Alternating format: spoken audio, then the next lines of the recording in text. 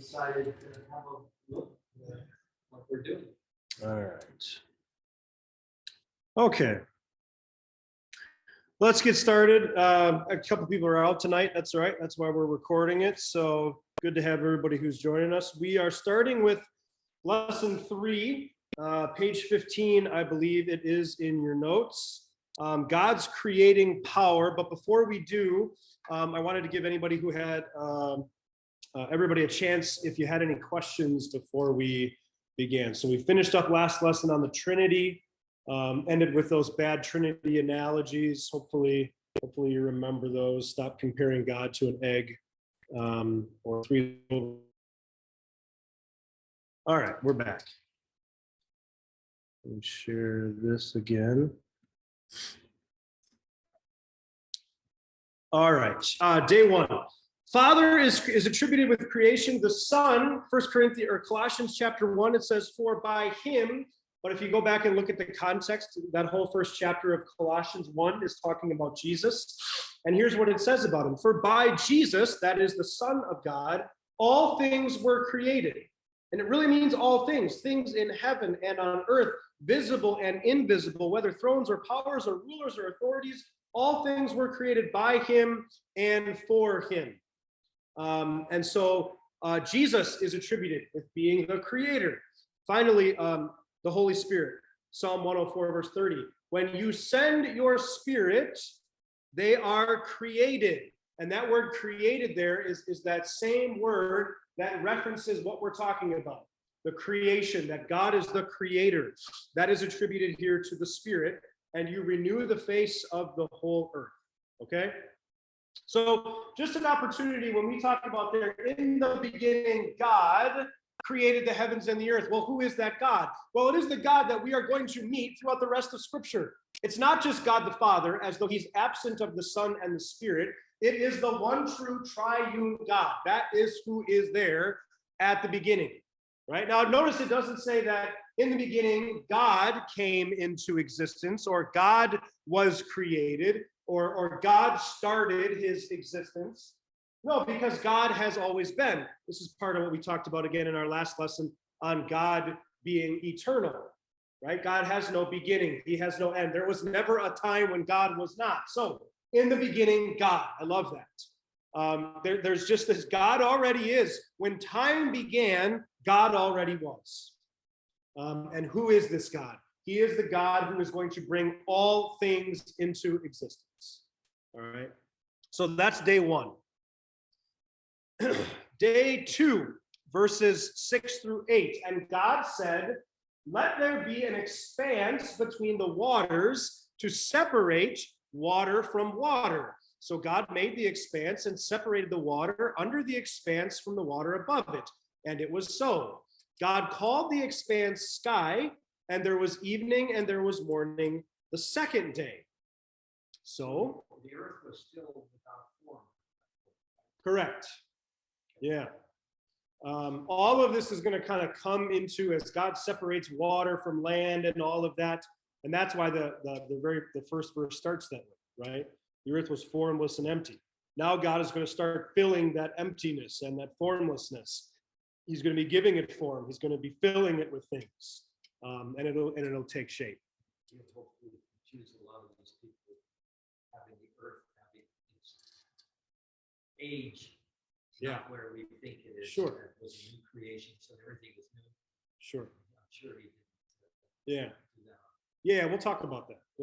I'm sure the question will come up, but we'll talk about it even if it doesn't. So God said, let there be an expanse between the waters to separate water from water. So God is creating this expanse from in between water. There's water above and there's water below. And we kind of know what those things are, right? We talk about the atmosphere, right? It always kind of reminds me of this. We were flying this week, and you get on an airplane and you see the condensation on the windows of the airplane. Like you think like there's nothing up there, right? It's just this empty, space. There's nothing up there, and then you realize, oh yeah, there's the atmosphere is water. That's what it is, right? I mean, clouds, we know that when it rains, we get that, but I forget that kind of in between. And so When we talk about the water that is above, we know what that is, right? This is not a stretch. This is not something that is foreign to us.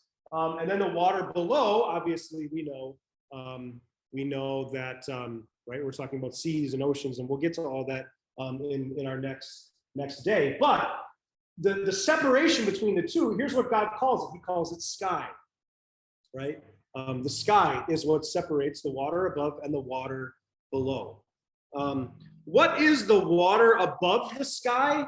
Could it be something other than just what you and I know as the clouds, as the atmosphere?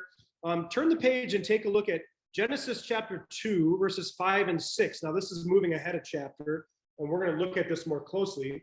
But we get this little nugget. It says, no shrub of the field had yet appeared on the earth, and no plant of the field had yet sprung up, for the Lord God had not sent rain on the earth. But streams came up from the earth and watered the whole surface of the ground. So we get kind of an image of this water above and water below. And it's talking about, well, it hadn't rained yet this early in creation. God hadn't watered everything. Well, how did he water it then? Well, there's kind of this natural irrigation system built into the world. And what I think is interesting is we still see this being the case. One of my favorite shows, I don't think it's still on, but it was on for a long time. It was a guy, Bear Grylls is his name, and they would just drop him out in the most random places around the world, and he would try and Survivor Man, I think that was the name of it. And he would have a certain amount of time where he'd have to survive and make it to safety. And I remember I think the ones that blew my mind the most is they dropped him like out in the middle of the Sahara Desert. And it's like, well, where do you go if you want water? You dig down, because there are streams, there are rivers, there's water beneath the surface. And we see this already. It says God had not caused them to rise up and water the face of the earth. So we still see remnants of this today. However, in Genesis chapter 7, we do see it rain, and we see it more than rain. This is the beginning of the flood. In the 600th year of Noah's life, on the 17th day of the second month, and on that day, all the springs of the great deep burst forth, and the floodgates of the heavens were opened. This is one of those things that I struggled with as a kid. Now, my name is Noah, so I kind of felt like I had to know this story really well. But I always struggled with this when I was younger, because it's like, okay, so the flood tells us that it rained for 40 days and 40 nights, and yet the highest mountain peak in the world was covered with water. And I'm thinking to myself, and I'm trying to do the math, there's no way that rain for 40 days and 40 nights could rain that much that it would cover everything. And yet, when you take a look at Genesis chapter 7, that's not the picture of just it started to rain and rain and rain and rain and really rain. No.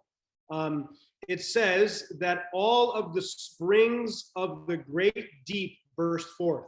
So those little underground rivers and creeks and canals, right, that God let rise gently to the surface to water everything. Now all of that water that was stored beneath the surface of the earth burst forth like volcanoes of water, just bursting forth around the globe. And then on top of that, it's not just rain. The floodgates are open. And so this kind of gives us a picture. And some people think that before the flood, the world was kind of surrounded by this like water canopy. And the purpose of it would have been to kind of evenly heat and keep the climate relatively mild. And yet when the flood came, God just ripped that open, and then the water just all came gushing down. Now, if it did that for 40 days and 40 nights, yeah, I think you could flood the earth, right? So again, there's just another opportunity where, you know, people will point things out in the Bible and they'll say, well, this is so stupid, it could never happen. Now, some things are miraculous. Some things do not have a logical, reasonable explanation. We simply, we trust that the Bible is the word of God and that our God does not lie. But there are other things, and I would say probably even many things, that people just kind of like, you know, throw off and say, well, you know, this could never happen. And yet it's like, no, I mean, you think about it, you look at the words in the scripture, it absolutely could, right? And that would just kind of be one of those examples. So a long way of saying sky on day 2. How about on day 3? Verses 9 through 13, and God said, let the water under the sky be gathered to one place, and let dry ground appear, and it was so. God called the dry ground land, and the gathered waters he called seas, and God saw that it was good. Then God said, let the land produce vegetation, seed-bearing plants and trees on the land that bear fruit with seed in it, according to their various kinds, and it was so. The land produced vegetation, plants bearing seed according to their kinds, and trees bearing fruit with seed in it according to their kinds. And God saw that it was good. And there was evening and there was morning, the third day. What did God create on day 3? Well, he's doing a couple things. First of all, he's gathering all of that water that is beneath the sky. He's gathering it into one place. And he's separating it now from dry land. So we've got the oceans, we've got the seas, we've got dry land. And then on that dry land, God is now bringing about vegetation, plants, trees, vegetables, fruit, all of those kinds of things. Filling it now with plants. Take a look in your notes, page 16, that first bullet point under day 3. 7 times in this chapter, we meet some variation of the phrase according to their kinds. We just saw it a bunch in these few verses. The Hebrew word translated kind here is roughly equivalent to our scientific classification of family. So if you remember in science, right, you kind of break things down. You've got the various scientific classifications. You start really wide and really general, and then you narrow it down to really specific, right? So you've got you've got species. So you and I are mammals, right? But we're not whales. So as you kind of, narrow the focus, you use different classifications. You've got species, genus, family, order, class, subphylum, and phylum. And what's interesting is the word that is used here for kind is roughly equivalent to family. So notice where that is in the order, right? It's not super general, as though God created mammals, whales, and then we sort of just kind of came out of that. But it's also not super specific that every single different kind of animal and insect that exists today was necessarily there at creation, right? This is the genius of it. He's kind of right in the middle and saying, I'm going to be specific, but not so specific. I'm going to be general, but not widely general, right? So here's the question. What is God saying when he repeatedly tells us that he creates plants and animals according to their kinds, according to their family? What do you think he's saying?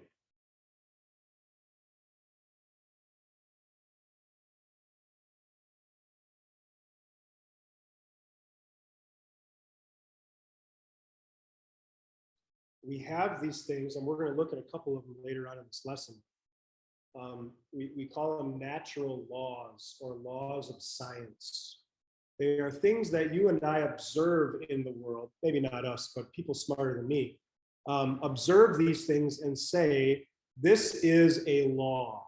This is a scientific law, meaning there are no known exceptions to these in the universe. And what is interesting here is God is saying when he creates these plants, when he creates these animals, that they are going to reproduce according to their family, according to their kind. And what's interesting is we're going to see that this is a scientific law. It's called the law of genetics.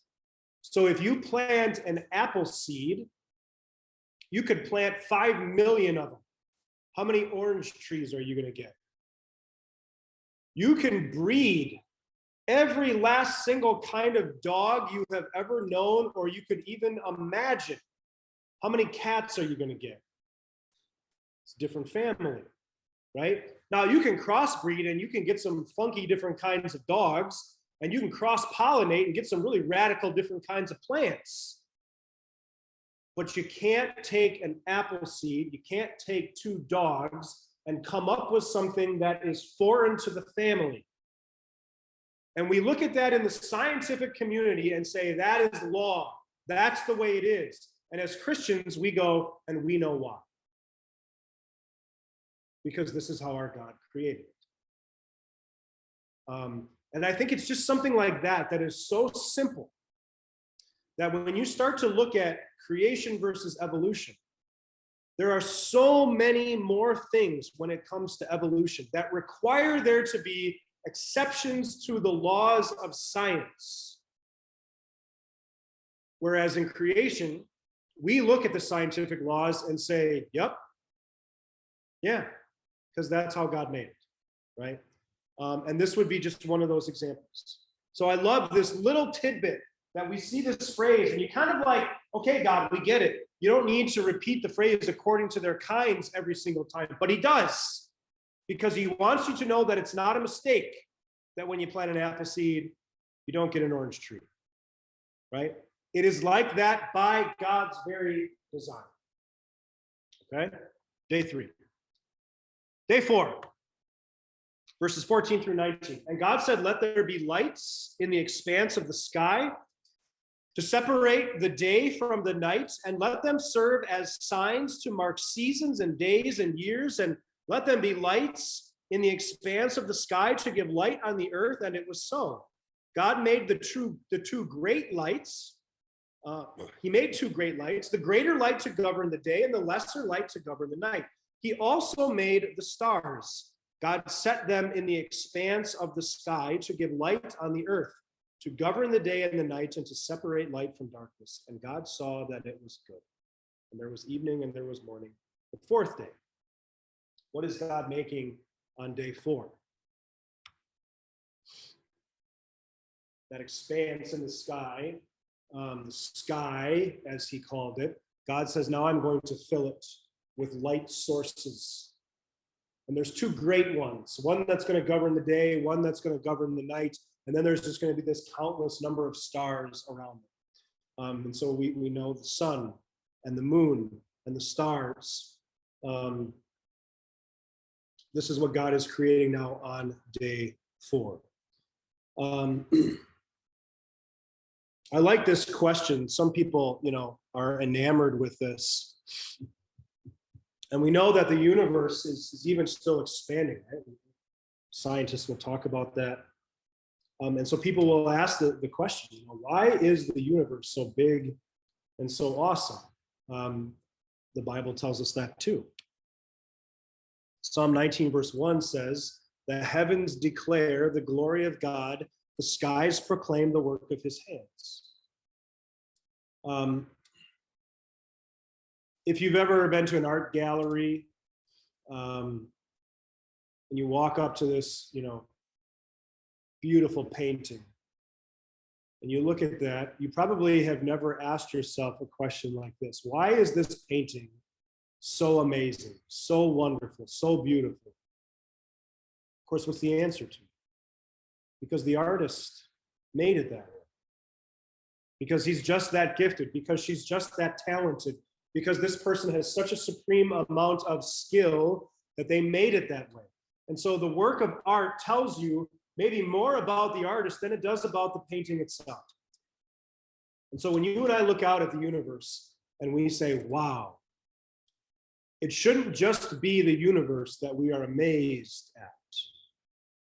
It should also be the one who put the sun and the moon and the stars in the sky, and the one who carved out the mountains, and the one who spread out the oceans.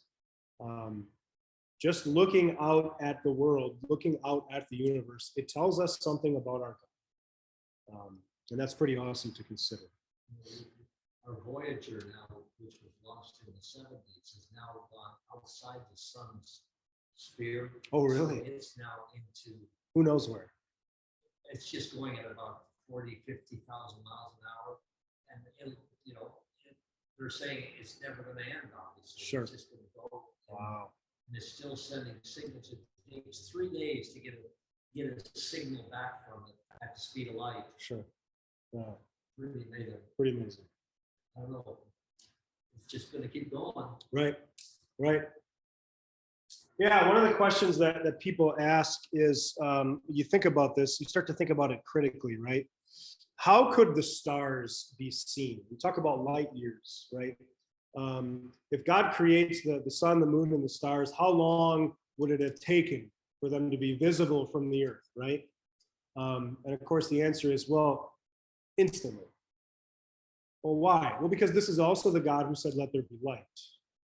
He's not just creating the source of light, he's creating the actual beams of light, the actual particles, the fragments of light. He's filling in everything, because as we're going to see at the end of this creation, God is not creating a world or a universe that eventually will be useful. He's not creating a world or a universe that eventually will become what he wants it to be. No, when God says, let there be, it is. And it does. And so when God says, I'm creating this sun, this moon, to give light to the earth, well, its purpose is also created, right? And so now we can talk about light years because we know how long something takes. But in this moment, God said, no, this is your purpose, and its purpose is created, right? So not an issue. All right, day 5. Verses 20 through 23. God said, let the water teem with living creatures, and let the birds fly above, let birds fly above the earth across the expanse of the sky. So God created the great creatures of the sea and every living and moving thing with which the water teems according to their kinds. There's that phrase again. And every winged bird according to its kind. And God saw that it was good. God blessed them and said, be fruitful and increase in number, and fill the water in the seas, and let the birds increase on the earth. And there was evening and there was morning the 5th day. Day 5, what is God creating? It's kind of interesting. God has this order. It's almost like God is an orderly God and not a chaotic God. He starts outside and works his way back in. So he separates the water from above from the water below. And then what? He fills it with vegetation. And then he goes back outside and up into the sky. He fills it with sun, moon, and stars. And then he's creating these animals to fill the sky and animals to fill the water, right? And then we'll see on the next day, it's going to be the land animals, right? It's kind of this outside in, right, that God is working. So the water is going to teem with living creatures, and the birds are going to fly above the earth. What's interesting is if you look at that word team, this is not a word that we use really anymore today. T-E-E-M. We know what a team is, a sports team, a team at your job. We know what that is, but that's not what is being referenced here. That the water is teeming with living creatures. The word teem means to be abundantly full of something, to be completely filled with something. And so isn't it interesting? It's safe to say that our Creator knows what he's doing. Notice the waters teem with sea creatures, but the sky does not teem with birds. Can you imagine what might be the case if it were the other way around? A, you would never have heard of a restaurant called Red Lobster, because that would have been worthless. And B, there'd be no point in ever leaving a building. It'd be like an Alfred Hitchcock movie everywhere, right? I mean, just to how much of the ocean have we actually like explored? It's like a super small amount, like percentage. And you know, we're constantly discovering new things and new sea creatures and things like that. You just imagine how many shrimp and fish and mammals and sea anemones and all of these just random, the sea is full of them, right? Today's headline was that they discovered the largest organism ever at the bottom of the ocean. Oh, really? I don't know where. I don't even know what does it mean, the largest organism? Sure. What is it? Right. Well, I think they also include that, don't they? Largest organism. Don't they include that, like the Great Barrier Reef?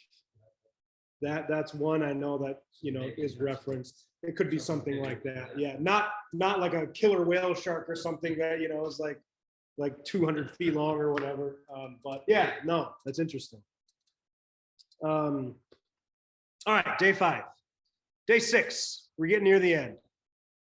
Verses 24 and 25. God said, "Let the land produce living creatures according to their kinds, livestock, creatures that move along the ground, and wild animals, each according to its kind." There's that phrase again. And it was so.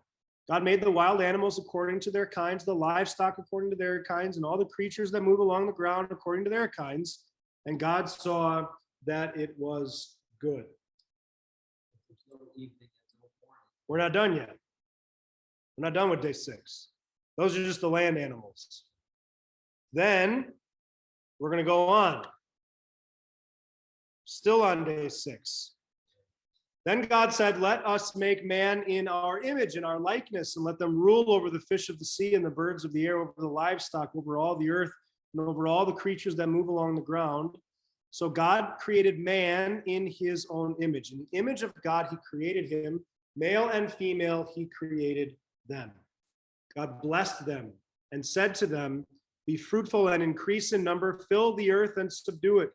Rule over the fish of the sea and the birds of the air and over every living creature that moves along the ground." Then God said, "I give you every seed-bearing plant on the face of the whole earth, and every tree that has fruit with seed in it. They will be yours for food. And to all the beasts of the earth and all the birds of the air and all the creatures that move along the ground, everything that has the breath of life in it, I give every green plant for food." And it was so. God saw all that he had made, and it was very good. And there was evening and there was morning, the 6th day. So, oh, you're fine. You're good. Well, I kind of spaced it out like that for space and to separate. So this really says that, God, what am I trying to say here? He set up everything that vegetarians versus meat eating. Correct. Yeah. And why is that? There's no death, right? What does it require to be a meat eater, to be an omnivore or carnivore? It requires death of a physically living thing. And there is no death yet, right?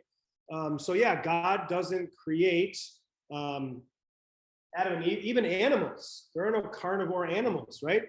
He says every creature, everything that has the breath of life in it, I give every green plant for food. Yeah, so everything started as a vegetarian.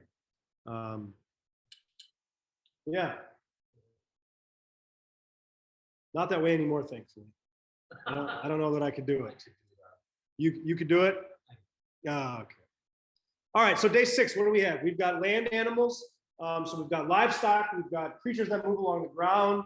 I tend to think of like reptiles, anything else that we've got kind of consider a land animal, wild animals that we would consider. And then, of course, Adam and Eve. And this is one of those things that we're going to see is another difference, again, between creation and evolution. How we view humanity, how we view people.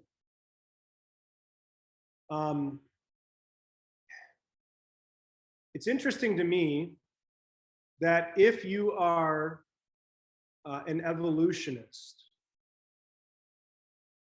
I understand the way that I think most of them describe human beings is we are kind of the most highly developed animal, right? And yet, if that's the case, we still are animals and we still are descended from these wild creatures.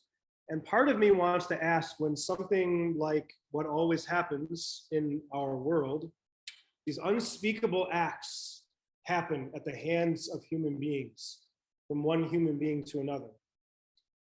I kind of want to ask them, should this really shock you? After all, aren't we animals? Isn't this kind of part of we might be highly developed, we might be really smart, we might have a quote unquote free will, they would say. However, isn't this kind of part of our DNA? Isn't this kind of where we came from? Should we really be surprised to see animals act like animals? But as Christians, we should be shocked in this sense, that this is where we came from. Now, we're going to see in our next lesson, of course, this has all been ruined, right?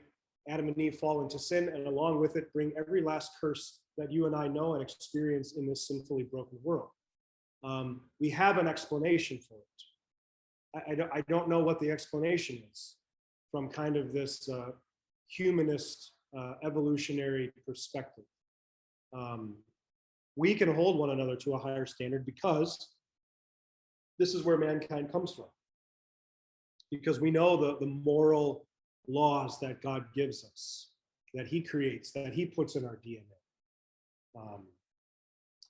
But here's what God is doing. We got man and woman, we've got mankind, we've got land animals. Take a look at the bullet points there. Notice the subtle allusion to the triune God in verse 26. God says, let us make man in our image. Right? It's an interesting way to talk. Unless there is this plurality to God, unless there is this kind of multiple personhood of God, Father, Son, and Holy Spirit. The term man that is used here, God created, let us make man in our image, is the generic Hebrew term for mankind. There is also a different Hebrew word that is translated man, that refers specifically to the male gender as opposed to female, but that's not what God's using here. So he's not saying, let us make Adam, let us make the first guy in our image, but not necessarily Eve. No, he's saying, let us make mankind, let us make humanity, let us make people. What does it mean that mankind was created in the image of God? Now, this does mean a number of different things. And a lot of it can kind of be boiled down to what is it that makes us different than the animal kingdom? When you come to, you think about, our ability to appreciate a sunset, our ability to rationally think about and consider things, cognitive abilities. There's a whole ton of things that separate us from the animal kingdom. And a lot of those things, I would say, are part of this being made in the image of God. However, I would say that this is really kind of probably the most important part of it. It's to understand that this is not a physical image. And I think a lot of people kind of get stuck on it. Let us make man in our image. So Adam and Eve look like God? No, it's not a physical image. Because remember, God is spirit. God is invisible, right? God is spirit. He's not like us in that way. But consider the verse that we looked at. This was all the way back in lesson 1 now. When the Lord says, be holy because I, the Lord your God, am holy. That is his essence. That is, in other words, that is his image. That God is holy, that he's set apart from all creation. And what is God doing? He is setting apart mankind, humanity, from the rest of creation. And we see this in the power and authority that God gives to mankind. The lion might be the king of the jungle, but he ain't the king of the earth. God says to Adam and Eve, you are going to be the ones who are going to rule over the earth. You're going to subdue it. You're going to be in charge. I'm entrusting it all to you. Adam, you're going to take care of the ground, right? And so we've got kind of this picture now of God's image. He's set apart. He's holy. And now God says, I'm going to bring humanity with me. I'm going to make them in my image, set them apart from all the rest of my creation. And again, I think this is drastically different than what you see from people who have this simple worldly perspective that doesn't have God as a part of it, right? I mean, when you and I look at life, as Christians, we should be able to say every life has intrinsic value. Why? Because of this. Because God chose to make humanity in his image. He didn't do that for the mountain lions. He didn't do that for sheep or ducks or goats or whatever, but he did it for you and me, right? And so this idea that a lot of people have when, a mountain lion gets hit on the 405, and everybody loses their minds because, oh, well, we're intruding on the mountain lion's territory. How terrible, how sad. We should all just leave and go live somewhere where there's no animals. It's like, no, this is ours. God doesn't give the world to the mountain lions. He gives the mountain lions to us. Now, this doesn't mean that we should just go driving through the hills, running over as many mountain lions as we possibly can. That's not how you take care of something that is entrusted to you. However,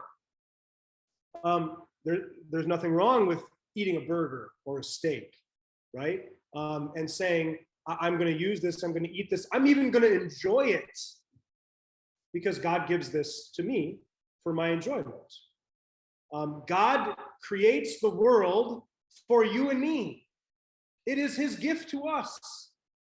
That is a drastically different worldview than what you and I encounter out there in the world, right? Now, again, that should give us reason and motivation as Christians to take care of it, to do what we can, right? In various ways. But this whole kind of elevation that, the earth is Mother Earth, and we got to like submit ourselves to the earth. It's like, no, it's the other way around, right? God gives to us this creation. It is for us that he makes it.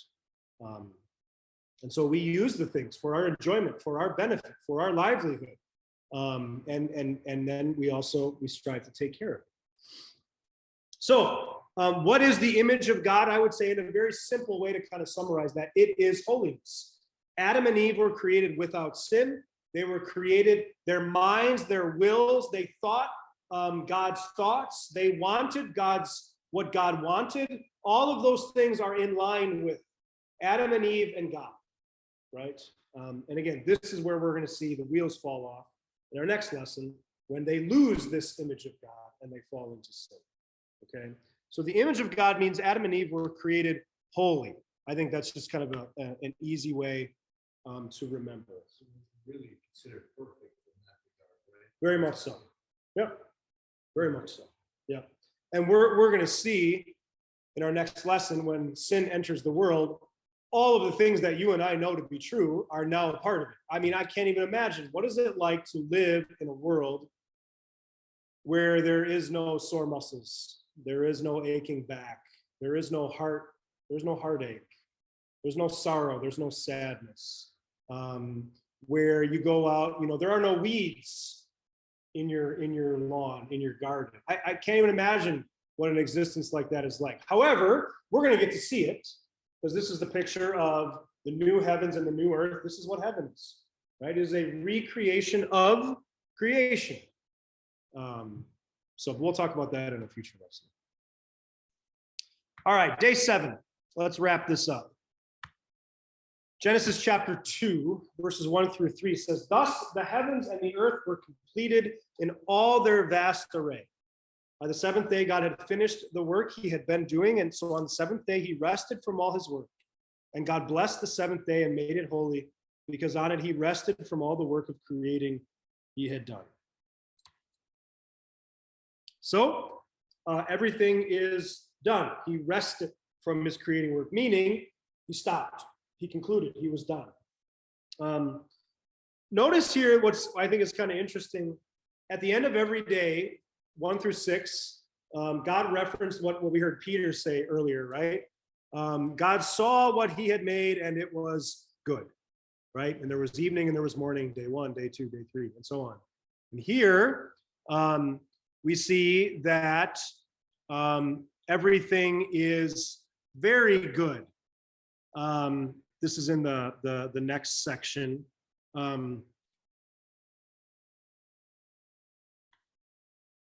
don't know if I have it on there.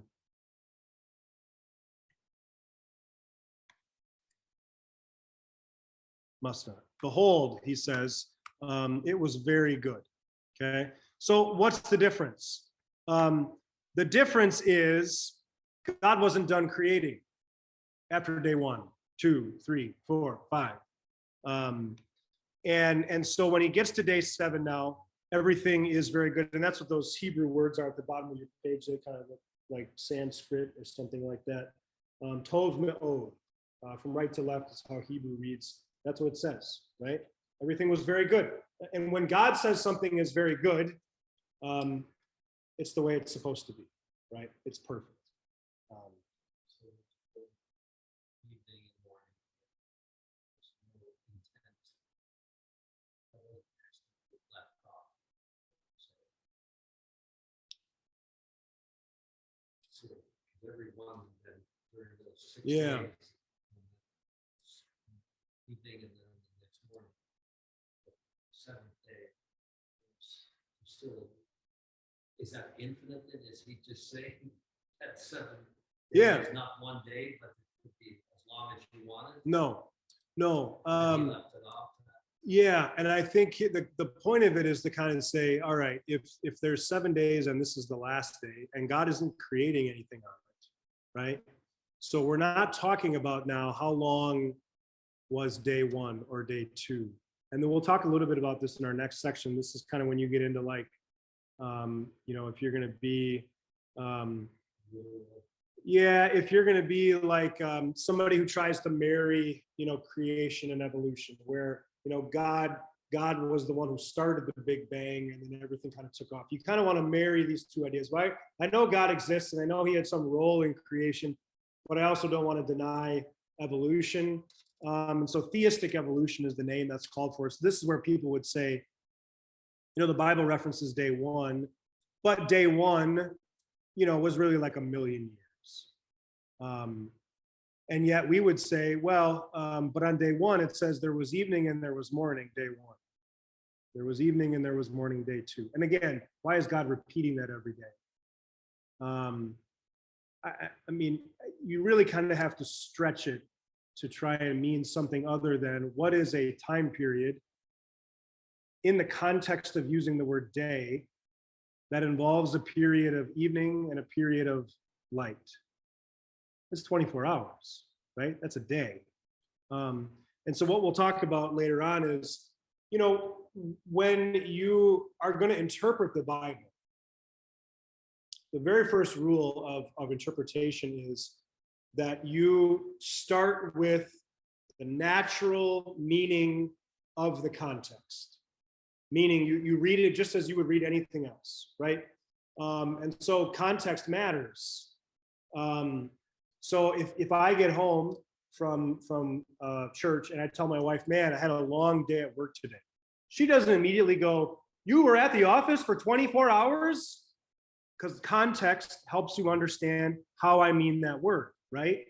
And so it's the same thing. Sure, you can use the Hebrew word yom, the Hebrew word day, to mean any number of different things, but the context has to determine how it's used. So when God chooses to repeat, there was evening and there was morning, day 1. There was evening and there was morning, day 2. Now remember, the Hebrews did their days differently. I think the way they did them actually makes more sense, especially in ancient times when you didn't have electricity, right? When does the day end? Well, the day ends when the sun goes down. Day is over. That's it. There's no more work. There's no more nothing.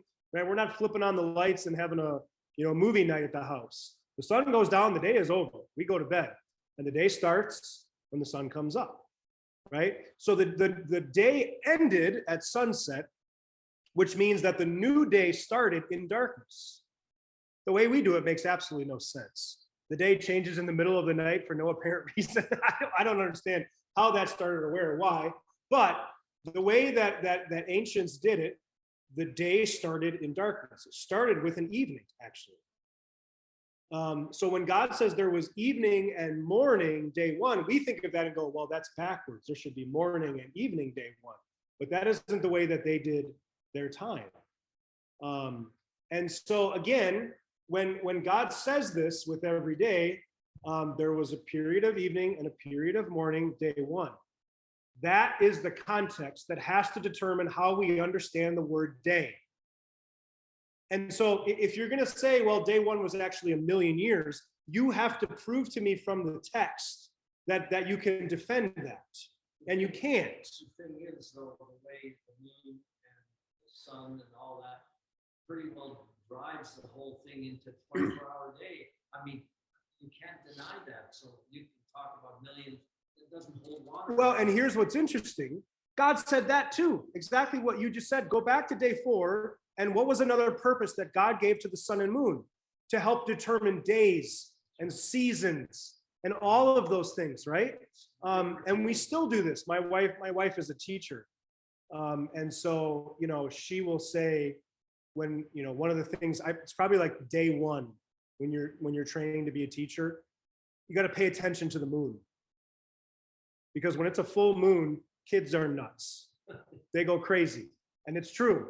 And every time, our kids are always crazy, but when they go crazier, she'll always go up. It's a full moon. I don't know what I expected. It has an effect on everything, right? And so, yeah, again, I think that's all part of it. So even that, we'd look at it and go, we can tell the seasons. I can tell when we're in the winter, even though it might not necessarily be snowing here. I can tell because half of my backyard doesn't grow grass because the sun never gets high enough to go over the fence. It's just lower. I know what time of year it is, even if you drop me here, not having a clue when or where I was. So all of those things, the creation account, there's nothing here other than what you referenced, Peter, the age of the earth. There's nothing here that we would look at and say, out there in the universe, out there from what we can observe scientifically, there's nothing out there that would contradict anything we have about the creation account. And even the date and the age of the universe, we'll talk about that next week. But even that, right? Science acts like it's got this thing down to some sort of mathematical equation. I don't remember when it was, a couple months ago, maybe it was a year ago now. The scientific community came out and said, we've seen some new things and we've discovered a new way to kind of measure the expanse of the universe. And the world is actually like 3 billion years younger than we thought. And it's like, ho-hum, like no big deal. It's like, that's a big deal, right? I mean, you're raising an entire generation of people saying, this is fact, this is reality, this is what it is. Oh, by the way, we were off by like 3 billion years. And so I would say even what the scientific community wants to, pass off as fact, right? Much of it is still theoretical science. There's a reason it's still called the theory of evolution, right? I know they dropped that word a long time ago, but it doesn't make it any less of a theory, right? This week I was in Arizona and I went to Montezuma's Castle and to the Montezuma well. And talking to the ranger, he said, this well has been bubbling water for about 10,000 years, and there's about 200,000 gallons come out of there for the last 10,000 years. Okay. So I said, oh, are you telling me then there were people 10,000 years ago here? Oh yeah, 40,000 years ago, sure, or longer. Yeah. And I said, well, okay, I'm not going to argue with you. Sure. Yeah. But that's how the people see it. Right. Yeah, it's like the example that I use is if you've ever been to a lake on a really calm day, and you're standing there on the shoreline, and your friend is out in the middle of the lake on a boat, and he throws something into the lake. And the rings and the ripples, obviously, it's going to start out in the shape of whatever that thing was, right? So if you could slow it down and have a camera that could capture that, the ripples are going to come out in the shape of whatever that object was that you threw it. But here's the problem. You and I are not the person throwing the thing into the boat. God is. God's the one who's there at the beginning saying, here's how it all started. You and I are on the shoreline trying to figure out what was that and when did you throw it by looking at whatever the sliver of ripple is that happens to wash up over our feet. Now, I'm not saying that you can't make some guesses on it. maybe even some decent ones, right? Based on the size of the ripple and whatever. But you're looking at this sliver of something and trying to guess, right?